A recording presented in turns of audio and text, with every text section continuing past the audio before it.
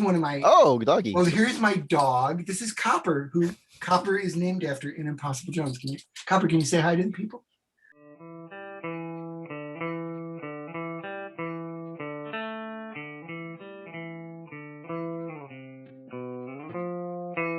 Welcome back to the Comics Cube, everyone. Karl Kesel is back, and we're talking Impossible Jones. How are you? I'm doing great. How are you? I'm doing great. You were one of my first ever guests on the show, and we ended it by talking about Impossible Jones. And now we're going to do a show about Impossible Jones. If anybody here watching this doesn't know what Impossible Jones is, can you give us, in 5 sentences or less, what Impossible Jones is about? Yeah, Impossible Jones is about a thief who gets powers and is mistaken for a superhero, and she decides to run with it. She's like, yeah, I'm a superhero. Yeah. And, the thing is, this has got a lot of perks for her. The cops are no longer shooting at her or coming for her. She can go into the police station and the cops tell her what they're up to. She can walk into stores and people are glad to show her what their security systems are. So, because she's not giving up her life of crime, but she's posing as a superhero. And it's a fine line to walk. It's really a story about a long con. It's a con job. And I'm assuming that you'd worked out basically the whole con job way beforehand, before you even started with issue 1, with the first graphic novel, right? Yeah, I mean, in very general terms, as it goes on, I adapt. Oh, this person is going to get suspicious maybe at this point, but I can't say I've got every single beat worked out. I'm just kind of seeing where this takes me in many cases. And this was basically a big part of it came from the fact that you missed working on Harley Quinn. Yeah, I will admit, I missed working on Harley Quinn. I enjoyed that high energy, sort of fun, quirky gal energy that Paul Dini created one of the best characters. Paul Dini and Bruce Timm created, I think, one of the best characters of the last 30 years when they created Harley Quinn. And I really enjoyed working on the book. And, and that was combined with the fact that one day I literally, for no reason whatsoever, woke up one morning and knew how I would do Plastic Man.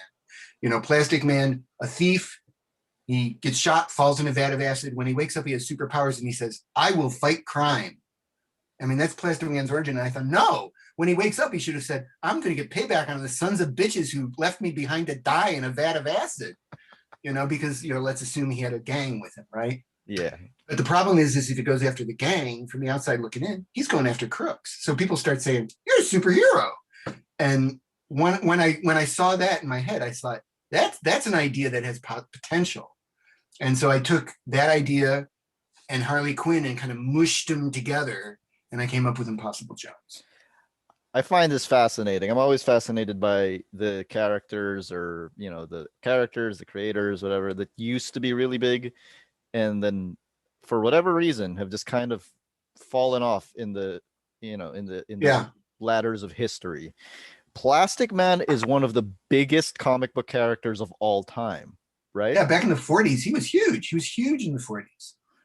And, I think, Jack Cole, the guy who created him, probably had a lot to do with that. He has certain energy and inventiveness to his work that I think a lot of other people haven't been able to carry on or emulate or anything. He seems to be a very hard character to get a modern audience invested in. Yeah. Did you end up, I know you said the last time you weren't a huge Plastic Man fan, but did you end up doing a deep dive on him when doing Impossible Jones, or? Not really. I mean, quite honestly, I do have all the archive editions of Plastic Man. It's one of the few books I have the whole run of. Oh, and wow.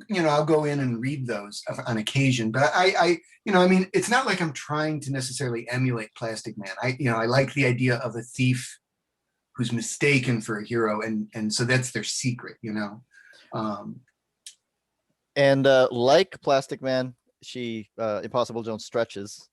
Yeah, stretches is, we get to her powers in a slightly different way. Shapeshifts. She's I would call her more of a shapeshifter. Yeah. If you want to get really technical, she has absolute control over the size and shape of her body. And the outfit she happened to be wearing when this happened to her. So she can also change her outfit into any other outfit, not the colors. She can't change the colors. Yeah. So she's, stuck with this yellow, black, white look, no matter what she does. But she can make it into a nice little winter ensemble, a bikini. She can do anything she wants with it. Now, what I like So- about her set of powers, and you even see it with shapeshifters and stretching characters over the years, is that it affords you a large variety of visual opportunities. Yeah. In the comics medium. And what's it like doing that and coming up with visuals for David Hahn? Well, it's always a lot of fun. I mean, comics is a visual medium, and a character like Impossible Jones, you really are focused on the visual a lot of times. What is she going to be doing here that the other people around her can't do, the other heroes around her can't do? I mean, you do that with every superhero. How do you make it a Spider-Man story? Well, he's standing on the wall. He's not standing on the floor, and so that the same is true with Impossible Jones. And I'm going, all right, she's falling out of a building. How does she save herself? Well, she makes little like wings, bat wings or something. And then she finds she can glide like a flying squirrel, I mean, Impossible Jones at this point in her story, she's still learning a lot about what she can and can't do. And David and I have a lot of ideas about what she can do that she has no idea she can do. I mean, I don't think it's too much of a stretch to say if she has absolute control over the size and shape of her body, she could become as big as Giant Man. She could also become as little as Ant-Man. She has, like I said, she has absolute control over the size and shape of her body. And did you realize how good David was when you started working with him? Well, yeah. I mean, David is doing the best work of his career on this book.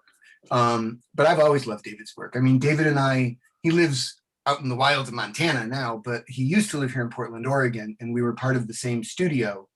And even before the studio, I met him. There was a group of cartoonists that would meet every Wednesday late morning for coffee at a local coffee shop. And it was always that Wednesday because that was the day the Marvel editors were in their editorial meeting. So none of us were getting calls from the Marvel editors. And so we all got, there was quite a group of us, maybe 5, maybe 10, depending on the week. And we'd get together every Wednesday late morning for coffee and just kind of see what was going on. And and that eventually led to the formation of a studio that David and I were both part of. But that's where I first met David. And he was doing a create our own book called Private Beach at the time.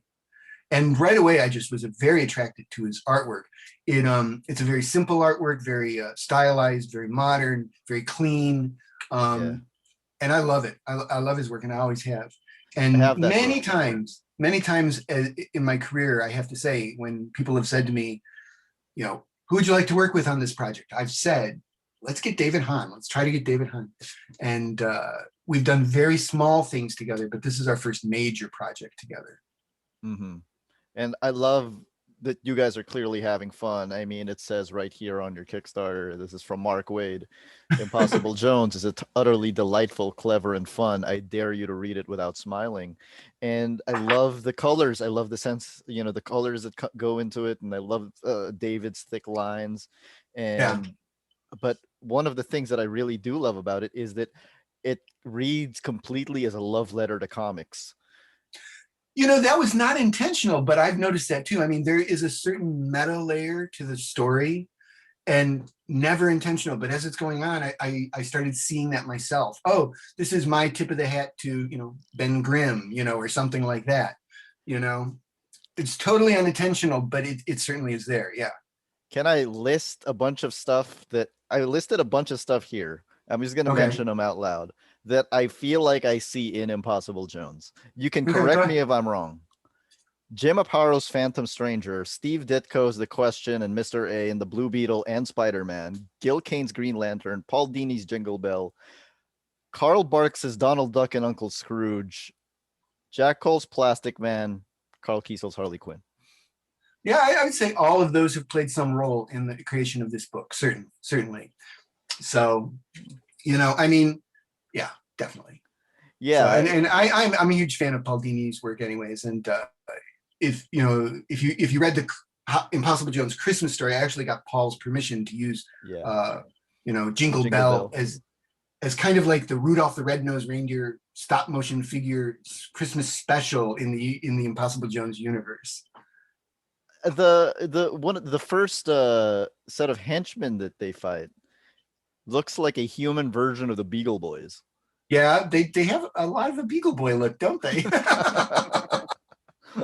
I spotted that and I was like, oh, that's awesome, because I'm such a big Karl Barks fan. But another thing that I saw was that you created a new superhero universe in under 200 pages. I feel like this world is fully formed. Well, thank you. I mean,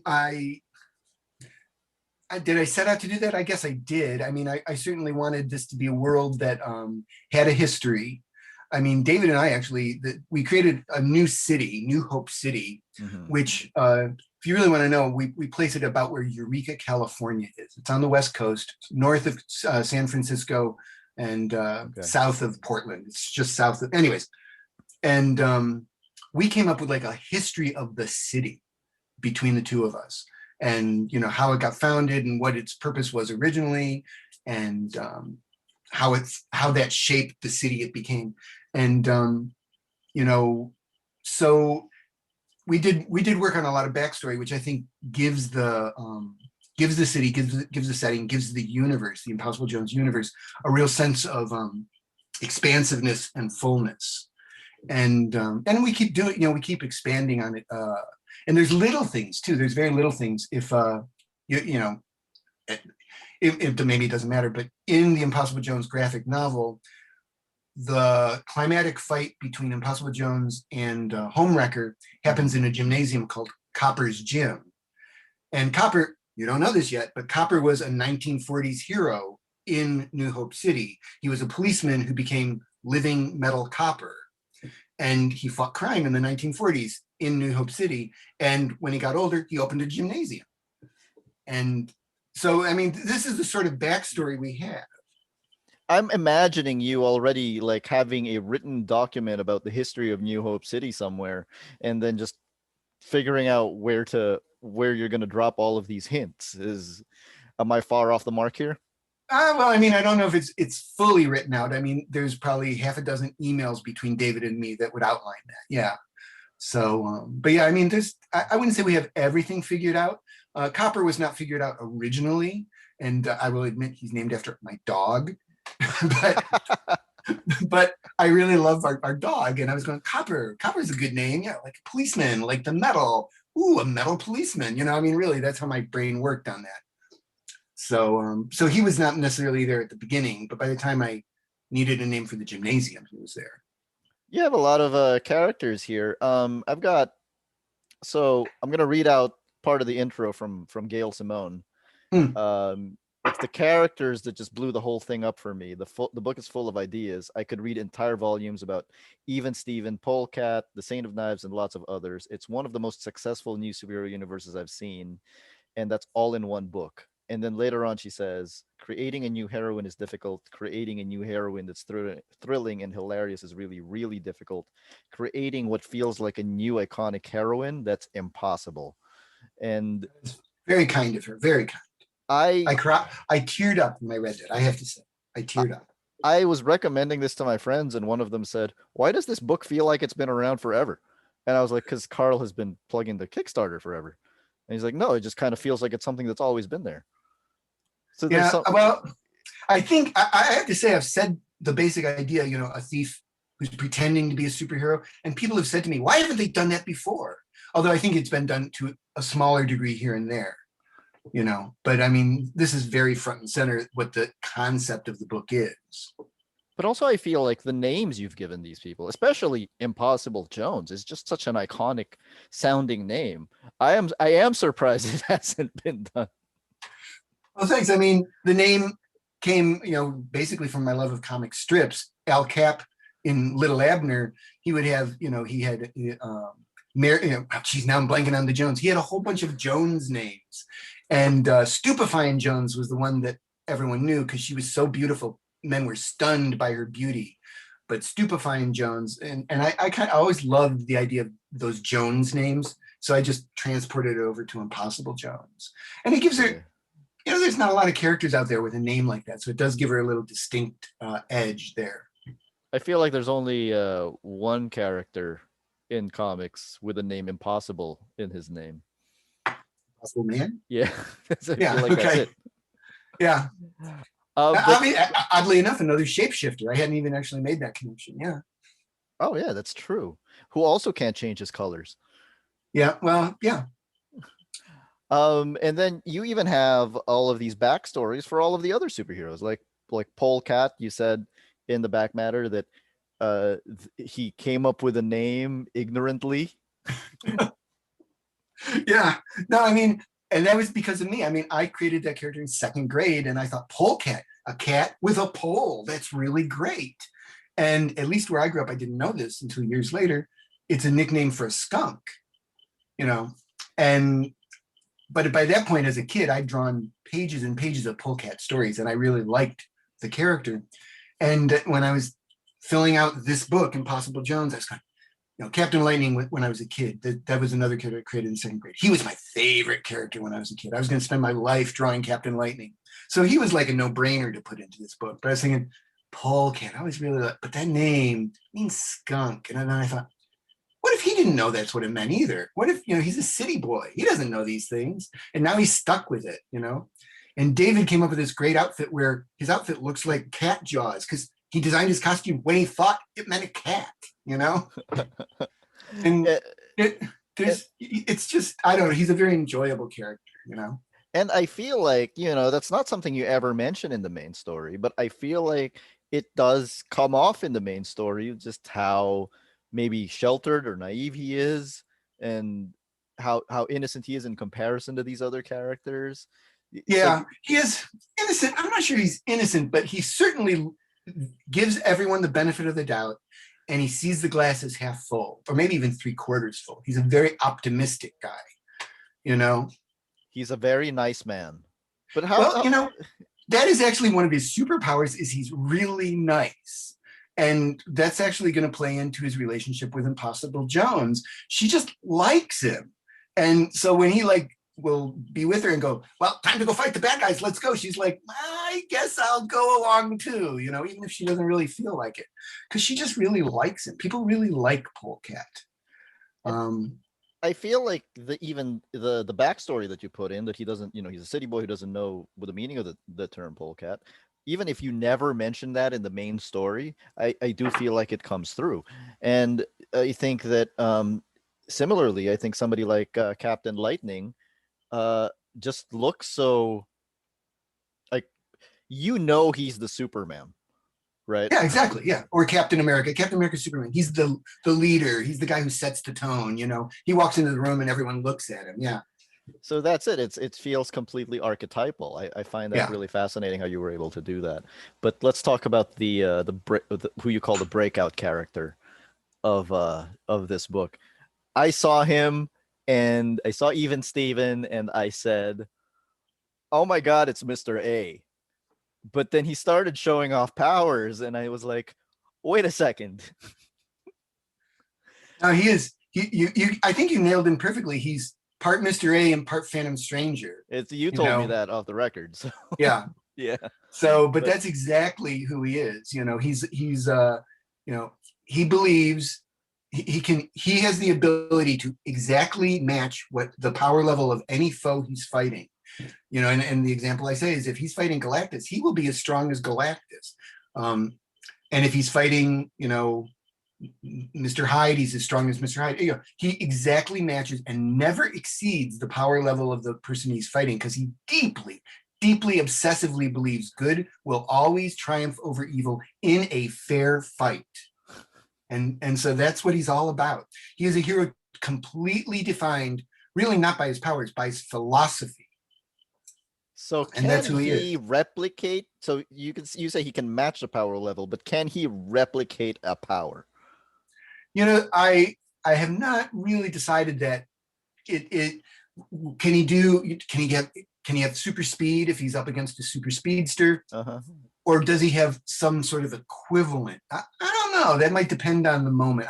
I have to say that is a question in my own mind. Because I mean, we there's saw him create a knife when he was fighting the knife yeah, guy, Bloodblade, who later changed his name to Saint of Knives. yeah. So he can create things like that. Could he become a super speedster? I guess it's not out of the question. I guess we won't know the answer until I have to come up with that answer. I love it. I love it. Aspiring writers, take note.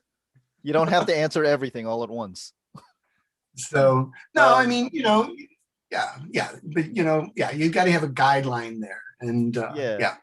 It's something that I always found fascinating. Like, I think Mark Waid was the one who said it. If you have a plot hole and people keep on, poking at that plot hole, just address it in the story. It'll fix itself. Yeah, exactly. Yeah, if you have a character that says, wait a minute, that makes no sense, then the readers go, well, it didn't make sense to me either. Okay, that's at least we all know it doesn't make sense, and then you can accept it. That's absolutely true.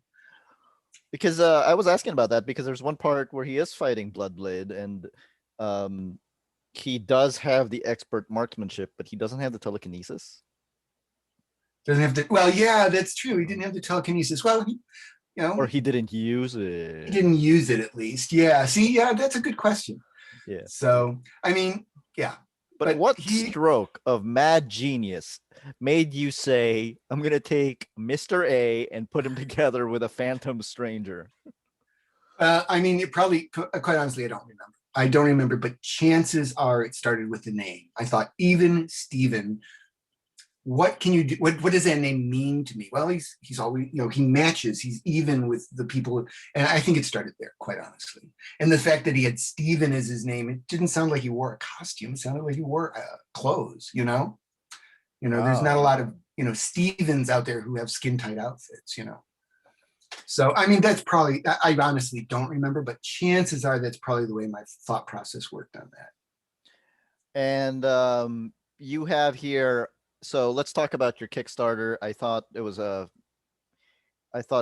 fascinating. Well, first of all, when it comes to your world building, I just want to point out you have Persephone, and Impossible Jones's shadow. And you've got, you're leaving some mysteries here for us to keep coming back. I find it really cool. But anyway, you were supposed to do a Kickstarter in January, right? Or was it February? Yes, it was sometime late January. I was about to launch a Kickstarter for the second Impossible Jones graphic novel, which David and I had started working on. And what happened? Well, I mean, I would be totally honest. What happened was I got a sizable royalty check from DC Comics. And with that money in my bank, I mean, these Kickstarters right now is really how I pay the majority of my bills. And so it was time for us to start working on the next Impossible Jones story, and I could use some income. So we were moving forward with it. And then I got this money in the bank and I said, this gives me a pillow. This gives me a chance to step back because I liked the story, quite a bit that we had come up with for the second graphic novel. It was a big story. It deserved to be a graphic novel. But going into it, I was going, this seems to be moving just a little fast. There's little details that I'm going to have to refer to in flashbacks that I really wish I could spend a little more time on. Really show Impossible Jones pulling off her con, dealing with the police. These sort of things, because of the nature of the big story, we're going to have to be handled very quickly. And I have to say, in the back of my head, it was bothering me. And then this money lands in my lap, and I said, this gives me an opportunity. And so David and I stepped back, and we've decided instead to do a series of 4 32-page comics, 32-page floppy comics. The first one is all written. David's penciled a little over a third of it as we talk, and he will be close to halfway done by the time the Kickstarter launches. And we're going to do these so that we can focus on Impossible Jones and one other character. The first character is Holly Days. She's a thief that Impossible Jones, they actually let go and have drinks, Mm-hmm. And they have a friendship. It really focuses on their friendship, and we get to see more of the Impossible Jones universe. We also get to learn a lot more about Holly's background, because Holly was created very specifically to be a Harley Quinn analogy. simply to show that Impossible Jones was not. Okay. So since Holly is a Harley analogy, we needed a Joker. And in Holly's case, she was the sidekick to a character called Krampus, who is kind of like the anti-Santa Claus villain of the New Hope City universe. He knows when you've been bad. And that's about all he knows. He knows when you've been bad. So anyways, Krampus gets pulled in, and we learn the relationship between him and Holly, which actually is very different from the relationship of Joker and Harley.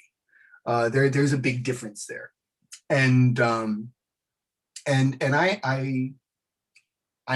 quite honestly, I'm very proud of this story. It's all written. And when I got done with it, I said, damn, this one works. It's a really strong story. And I'm not trying to pat myself on the back, but sometimes when something works, it works. And this one works. What's it what is it like writing about the friendship of two women? I can't say I have any personal experience about that. So I'm just trying to write about friendship. That's really where I have to come from. Mm-hmm. I'm sure if there was a woman writing Impossible Jones, it would be handled differently. I can just do the best I can do. You know what I mean? And write about friendship. That I know about. I know about friendship. I know about standing alongside someone who you may not even agree with all the time. But those friendships. Friends should be able to tell you when you screw up. That's what friends are there for. And still be there when you screw up. You say you don't have personal experience in it, so therefore you have to do it, to just write about friendship. But I do think it is refreshing to see a book that is about two female friends. I don't really think we see that a lot of that in comics in general. Yeah, I can't. I will have to say I haven't been keeping up on comics, especially the mainstream, so I don't really know what's been going on. And obviously, I think since Holly Days is very Harley Quinn-esque, there's going to be associations made with Holly and Ivy and Harley and Imp. Oh, see, I screwed it up there, didn't I? Yes, you did. Harley and Ivy and Holly. I wasn't going to say anything. But I noticed. Yeah. So, but anyways, but I do think, I'm not Paul Dini. I'm not the people writing the Harley Quinn book. And Impossible Jones is not Ivy. There is differences. No. And so I think, their relationship is unique, is their own relationship. One of the differences is that, and this is actually what they have in common, is that Impossible Jones is a thief posing to be a hero, right? Mm-hmm. Holly Days, as I said in the first book, started as a Persephone. Now, Persephone is this, it started as like a beauty queen pageant in New Hope City, but every year they elect a new Persephone, and the Persephone actually has powers, and she goes around and represents the city and stuff like that. And Holly Days was a Persephone, and then something happened, and she was no longer a Persephone, and she became Holly Days. You learn a lot about that story in this upcoming comic. So anyway, so they both have this duality where they're both a little hero, both a little villain, and I think that's where their connection is. But the other way around. Yeah. Yeah. I think I just have to ask, what came, you told me what goes into the character of Holly Days, but what came with the gimmick of, what gave you the gimmick of Holly Days? Like a holiday themed villain. It probably came from the name. It probably thought of the name first, I don't know. But once again, it probably started with the name. How many of these started with a name? Do you remember? I don't know. Obviously Impossible Jones started with the idea. Mm-hmm. It just depends what sparks with you, I don't know. I probably started with the name. I don't know. Because I have to say, I don't think this is a spoiler because it's literally the first thing that happens in the graphic novel. But I do find it funny that, Imp basically disarms her of all her Christmas gimmicks, and she pulls out a menorah. Yeah, a menorah, by the way, that is drawn incorrectly. So maybe that says a lot about us. Maybe that says a lot about Holly. I don't know. Well, how is it incorrect? I wouldn't know. There's not enough candle places. There's 7 and there should be 9. Oh, okay. Okay, I So, get it. and I have decided that means Holly doesn't know what she's doing, not us. You win the no prize today, sir. And there is there is a 4-pager to this upcoming Kickstarter as well. Well, we hope, Yeah. right? A 4-page. You're talking about the solo story? Yeah, the solo story. Yeah, we're hoping as a stretch goal to give even Steven a solo story in the back of it. And like we've said, even Steven, I will say, every single time someone has mentioned their favorite character other than Impossible Jones in the book, it's always, and I want to stress always, even Steven. So we're going to give the people what they want. And as a stretch goal, assuming we make our initial goal, we have a small first stretch goal, but we will add a 4-page even Steven story to this book. It's a big stretch because we have to pay me, David, it takes money to make these pages. Plus we have to pay for a bigger book for printing. But if people want it, I want to give it to them. And I like him. I like even Steven too. He's a fun character. Yeah, he's a very fun character. He's a very unique character. Do you think he's easy to draw? I know David loves his design. I know David, it's his favorite design in the book. Wow. So even David, his favorite character aside from Impossible Jones, is even. Yeah, Steven. well, David left a comment on one of the original Impossible Jones Kickstarter comment lines, and he was going, "Yeah, let's have an even Steven solo story." Even David left a comment like that. Who is your favorite aside from Impossible Jones? I like him. It's like choosing between your children. I can't choose between my children. I mean, I really like them all. I really do. I like Captain Lightning a lot. I mean, like I said, he was my favorite as a kid. He was the guy I was going to spend my life drawing. And I like Polecat a whole lot. I think Polecat could be a real fun. And we're going to see. So one of the upcoming books will be Holly and Impossible Jones and Polecat, and another will be Impossible Jones and Captain Lightning. So we're going to get to explore both of those more. Both of those relationships. Yeah. Yeah. And the fourth book, I just want to tell you, the fourth book is going to be Impossible Jones and a character you haven't met in the books yet. It's going to be a character called Doc Victory. Okay. Yeah. Where have I said that before? I'm keeping up. Okay. Yeah. So yeah, Doc Victory will be, but she runs the Superhuman Care Center, which is known as SHOCK, Superhuman Optimal Care Center, SHOCK. And she takes care of superhuman characters who are hurt. And villain, hero, mystical, alien, doesn't matter. She and her people take care of them.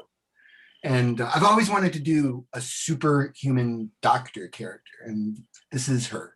It's going to be her. I find it really fascinating. You said that you haven't, because I keep on, even just the names, the designs of these. You keep on. You said that you weren't keeping up with mainstream comics anymore so much. I want to ask if that actually helps you approach these ideas fresh and more archetypally. I don't know. Maybe. I don't know. I know a number of years ago, and this was a while ago, I had this idea. I got really excited about it. And I was still, doing a lot of work for Marvel and DC at that point. And I talked to a friend of mine and I said, I got this really great idea. And I said, look, this happens and this happens and this happens. This is the idea. And he goes, yeah, that's what Kirkman is doing with the Invincible book. And I said, oh, damn, So. But even if he is, it's just it'll be different just because you did it. I understand that. Yeah. But sometimes, you want, I don't know. In that particular case, that killed that idea on the vine, because Kirkman does what he does really well. So how much input did you have on the visual design of these characters? Different amounts for different characters. I mean, Holly Days, that's David. I mean, he drew her and she was done. Mm-hmm. Great. Impossible Jones, I had an original idea which David adapted. Captain Lightning, I had some very strong ideas about his outfit, and it pretty much ended up being the outfit I gave him when I was in second grade. So It's it's based on Hal Jordan's costume. I Isn't it? love that outfit. I've always loved Yeah. Hal Jordan's outfit. I think it's one of the best design outfits in comics. I And think it's Hal Jordan's costume is like a precursor to Spider-Man's, with a there's similarities. yeah. Spider-Man, I think, is actually Spider-Man's outfit is the best design costume in comics. I think it's so well designed, But and Polecat on the other hand, I'm almost with you. Mine is the Flash, and then it's really, yeah. I understand what you're saying, but I can argue against that. But I like the lightning. I understand. So, but see, this is one of my doggy. Well, here's my dog. This is Copper, who Copper is named after in Impossible Jones. Copper, can you say hi to the people? Hi, Copper's come Copper. over because pretty soon he will need to go outside. That's why he is here. I love it. So, Copper, can I talk for just a little longer, please? So, I don't know what I was saying before he came by. Spider-Man's costume. So I will tell you this. I would just say this is why I would disqualify Flash's costume as the best design. I feel very strongly that the gloves and boots of a character have to be a different color, so that if their hand is in front of their chest, it shows up. You see, because if the Flash's hand is in front of his chest, you can't see it. Just disappears. You see what I mean? Yeah, That's within the limited color palette of comics, especially. So anyways, that's why Spider-Man's is better. His hand, his hand is actually red, isn't it? So in front of his chest, but he's got the blue that the hand can offset. But about Impossible Jones, the design, what really strikes me about Imp's design is that I look at all of the individual elements of it, and it goes against so much of comics tradition. It's a girl with short hair. She's wearing yellow. Yeah. But she's wearing short sleeves. And then but it just works too. Like I agree. I mean, I can't say we purposely set out to break the mold, but as you're working on it, you just say, yeah, short sleeves seem to work here. And I mean, there's certain things that stick in your head. I mean, I always remember how Mr. Miracle has short sleeve, and I always thought that's really weird. His costume has short sleeves, but I mean, I've always remembered that too, and that probably had something to do with the design of giving Impossible Jones short sleeves. And I've always loved how Kirby and Ditko especially would give these really thick black lines, like on the Blue Beetle's outfit and stuff. Yeah. They would define shapes with really thick black lines, and I've always really liked that because it's very bold, and even when the character's tiny, you can still make it out.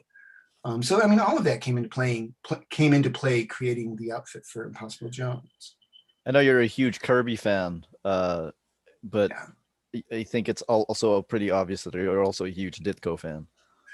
Yeah, a number of years ago, I got a chance to ink Ditko. He had drawn a Marvel team up fill-in back in the 90s. It must have been the 90s, and then it never got used. And so Tom Brevoort gave me a call, and they were doing something called the Marvel Vault series, where they were taking these stories just sitting in their shelves and putting them out so that they could use up their inventory. And so he had me re-dialogue the story and then ink Ditko. And I have to say, inking Ditko, I was just going, oh my God, I owe a lot to Ditko as far as the way I draw. I mean, I was just, I would be inking figures and I'd go, I understand exactly what he did here because I do the same thing. And quite honestly, until then, I didn't realize how much Ditko had influenced me. That's interesting. But yeah, he has, yeah. And do you want to talk about the rewards and stretch goals of Impossible Jones with Harley Days?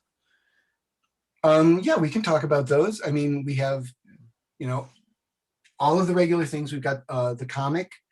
David and I will also be doing a signed version of the comic. It's a variation of the cover, but with our signatures. Mm-hmm. Then we have 2 alternate covers, and I'm very excited about both of them.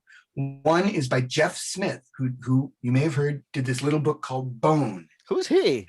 Yeah, who is he? I have to say, our family loves the Bone books. I've read them out loud to my kids 3 times.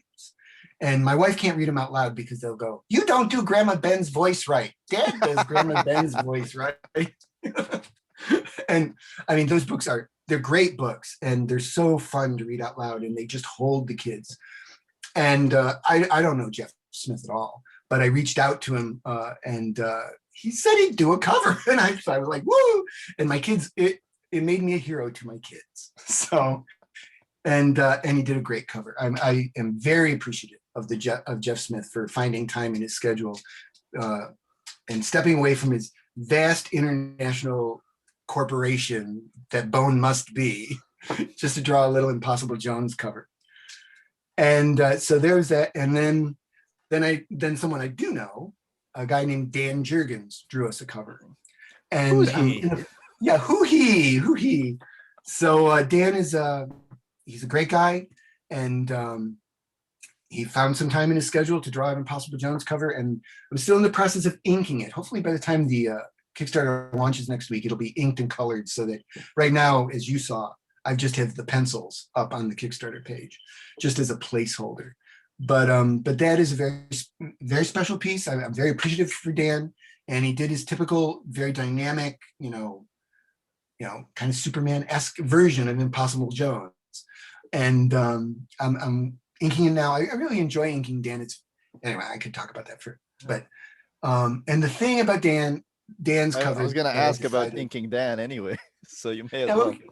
Inking, I'll just say, inking Dan is a lot of fun, and I've inked him a few times. I mean, I was actually one of his very first inkers when he broke into comics and did 6 issues of Legion of Superheroes, Tales of the Legion of Superheroes. I inked him, and it was like, Dan Jurgens, who? He's another new guy, just like you, Carl. And so we worked together at that point. And then he went on and did Booster Gold, which he asked me to ink, but I had other offers from things that, basically there were other little sparkly things out there that caught my attention. And so I had a chance to be on Booster Gold, but I passed on it, possibly very foolishly. But then a few years ago, I inked one of Dan's issues of Firestorm. And it was at that point, I'm inking him, I'm going, wow, Dan has a lot of Walt Simonson in it. I've never noticed that about Dan's work before, but there's a real, at least in his pencils, there's a certain scratchiness, and scratchy is the wrong, sketchiness, a real quick sketchiness. And I was just going, angularity too. Yeah, an angularity, exactly. And I had never noticed that about Dan before until I inked him. And I was talking to Dan, and he goes, "Wow, Walt's one of my favorite favorite artists ever." So I found that very interesting. So, but anyways, yeah, Dan did an alternate cover for us, and I have to say, to honor the specialness of the cover, I have decided that this cover will never be printed anywhere else ever again. So the chances are very high that if these 4 floppies that we're about to do over the next year, if they're successful and fund, I'm hoping this first one's going to be the toughest. But assuming they all get funded, assuming we actually do all 4, there's probably going to be a collection, right? Yeah. If they don't do well, there probably won't be a collection because there won't be any comics. They'll do well. But let's hope so. Dan's cover will be on an alternate cover on this first Impossible Team Up book. It will not be in a collection. We will not issue it as a print or a poster or a beer cozy or anything. If anyone wants this Dan Jurgens piece, this is the only place they will ever get it. It's exclusive. That's my special. vow. That's my vow. That's special. It is special. And so after this one, when would you be launching the next Kickstarters? Would be on a quarterly basis? Well, kind of. I mean, what we're hoping to do is, I would have to look at the timeline. This one, as I figured out, would be mailed to people in June. So I probably would not have the next Kickstarter until this one is mailed out. Mm-hmm. However, so that's what is this, March, April, May, June? Yeah, it's 3 months. So quarterly, maybe every 4 months. We might have to have an extra month in there. So just for all the logistics involved, getting things to the printer, blah, blah, blah. So, but yeah, I mean, probably every 3 or 4 months, we would launch a new Impossible Jones Kickstarter. So doing the math, that would mean you're covered for projects until around this time next year. Yeah, exactly. And So, what do you want to tell us about, or should you tell us about the next graphic novel, or should we save that for next time? oh, we might have to say that for next time. I mean, I know the basic story, Yeah. So, but quite honestly, that can evolve over the course of these 4 floppies as we get pieces in place.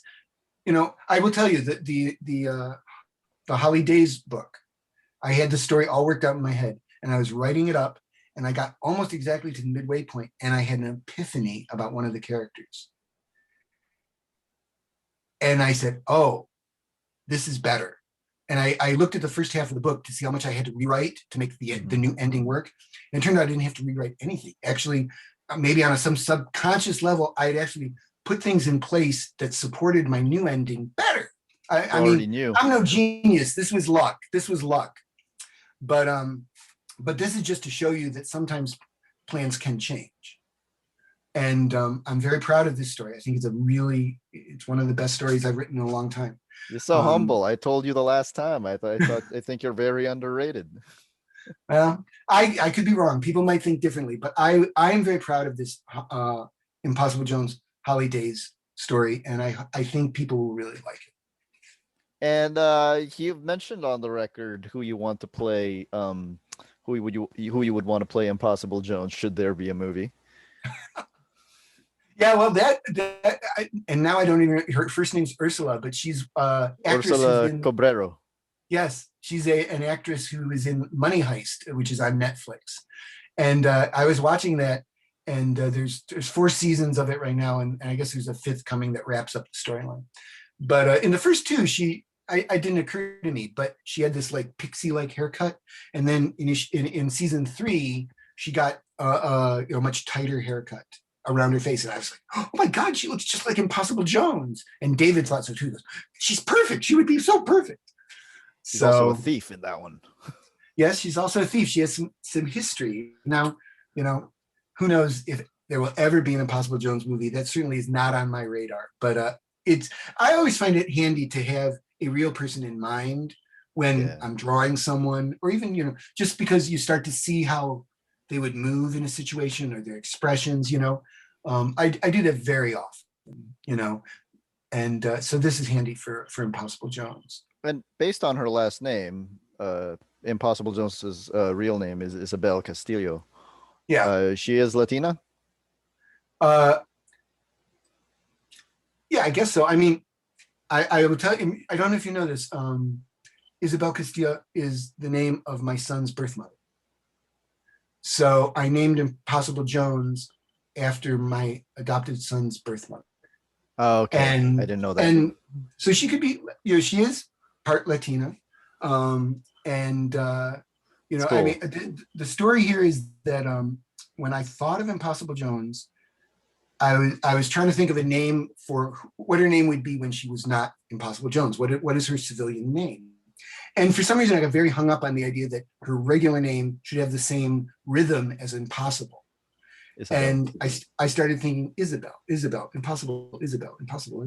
And I thought, well, they can call both of them Belle that way, Yeah. And I had that in my mind, and we got the call that we'd been chosen to adopt our son. And I met the mother and birth father, and her name was Isabel. And I said, oh my God, I just named a character Isabel. And I said, this is a sign. This is a very good sign. It's kismet.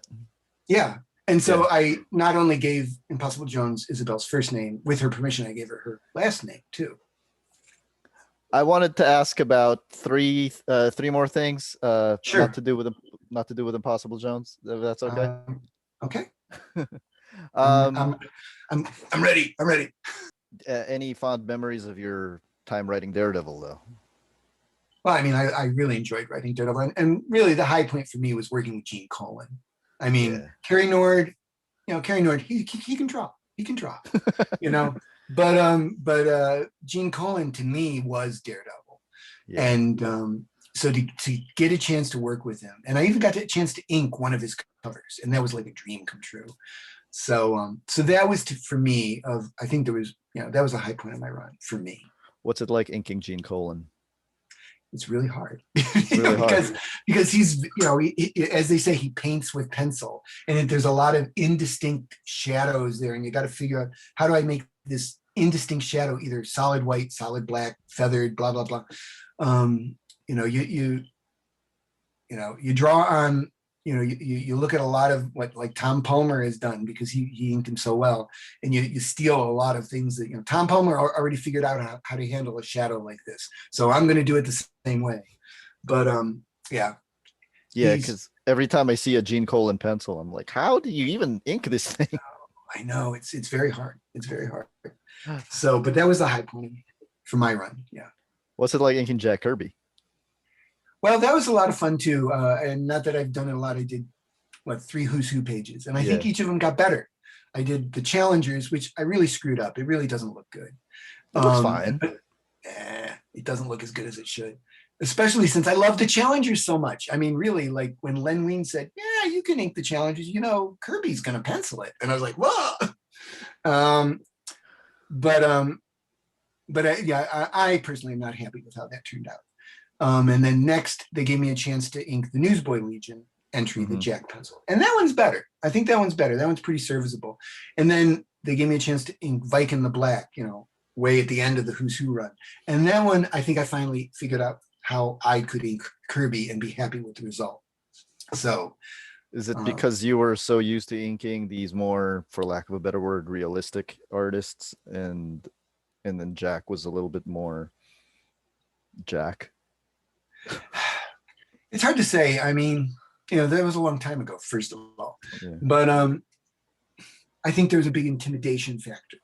Very intimidating to, and that was, these were Jack's pencils I was inking on top of. It wasn't a blue line printout back then. I mean, these were like, and if I screw it up, they're like gone. You know what I mean? And so that was very intimidating. But, there's, in my experience, it takes you a while to figure out how to ink someone. I think it was Terry Austin who said it took him 100 pages to really figure out how to ink somebody. And I found that was not a bad estimate. So I only had 3 pages of Jack. So, it really wasn't settled by that point, but I think I was figuring it out. You'd have got in there. Yeah. My last question was another thing that you told me off the record, and I kind of just want to, get it on the record in case I misremember it, because it's been something I've been kind of telling my friends. You were telling me about the way that you and the Superman team approached each individual book. Okay. How you were working together, and something specifically about how, Dan had one focus, Wheezy had one focus, you had one focus, and then Roger Stern would take a look at all of that and see what needed to be no-prized, or yeah. Well, I mean, I would say that was not those are not roles assigned to us.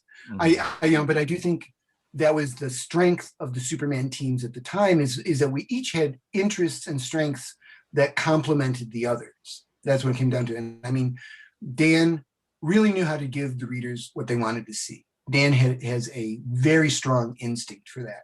I don't. I enjoy comics that are generally fun. I want people to really enjoy reading my comics. And it's not like Dan doesn't, but I think his focus really is that wow factor. And my focus is that fun factor. And I think Wheezy, by her nature, really brings heart to her stories. And that's just her strength. That's what she does naturally. And, Roger actually can cover all of those, but Roger is very, he looks at the big picture and he wants to make all the pieces fit. He's very concerned about that and very good at making all the pieces fit. And so he took it on himself to have the thankless job of looking at what the rest of us were doing and making sure those pieces fit, that all the rough edges were sanded off and it was a cohesive whole. So if Dan had said, had Perry White saying something in one issue, and I had him say something, and they contradicted each other. Roger, for the no prize, would come up with a reason Perry had said both of those things. Roger, that was very important to Roger, and he was really good at it. And he would notice plot holes that the rest of us wouldn't notice or wouldn't notice. So he was the glue that really held everything together, if you ask me. And it's the four of us working together. It was a real magical time. As a fan, I've always kind of, and you've worked with both men, I've always kind of compared Roger with Mark Waid. I feel like they were very similar writers from two different eras. Interesting. Yeah, I can see a very strong similarity. Yeah. Just everything that you mentioned there. So anyway, anything else you want to say about the Kickstarter before? No, launches March 9th, right? That's next Tuesday, March 9th, and that would be 7 a.m. Pacific Standard Time. So that's what we're going to do. And I will have this up before then. Well, thank you. And at that point, to get there, it's very simple. ImpossibleJones.com. That will take you straight to the Kickstarter page. ImpossibleJones.com. Yep. And I think Impossible Kickstarter. I think I also have Impossible Kickstarter. Both of those would probably take you. Will take you straight to the page. I'm gonna have the links down below this video, so everybody watching this can just click on it and go back it, because Impossible Jones is fun, guys. Don't make and hopefully by the time this is up, even if it is before Tuesday, people could click on the links and sign up to be notified when it's launched. Okay. That is not, as we talk right now, that is not in place, but I'm hoping to get that in place today. Thank you, Mr. Karl Kesel. Well, it's always a pleasure to talk. Always fun. Always fun to talk to you.